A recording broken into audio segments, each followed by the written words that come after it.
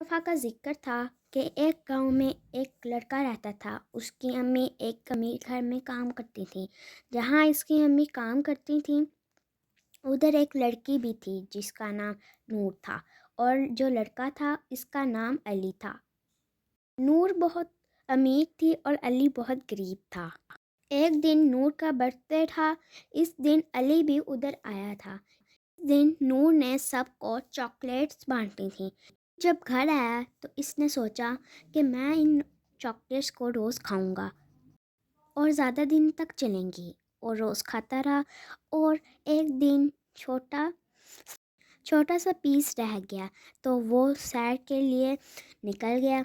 इसने एक दरख्त को देखा और बोला कि जैसे दरख्त बड़ा होता है तो इस तरह मैं चॉकलेट को अंदर मिट्टी में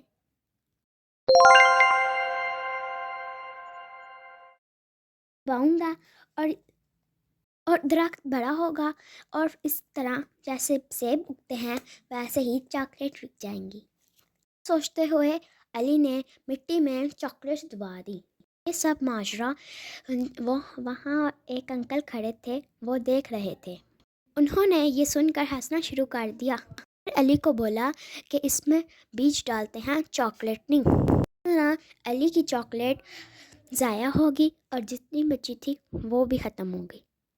देखा दोस्तों, लालच का इंजाम। इसलिए कहते हैं लालच बुरी बला है। हमारे चैनल को लाइक, शेयर एंड सब्सक्राइब करना मत भूलिए। अल्लाह हाफिज़।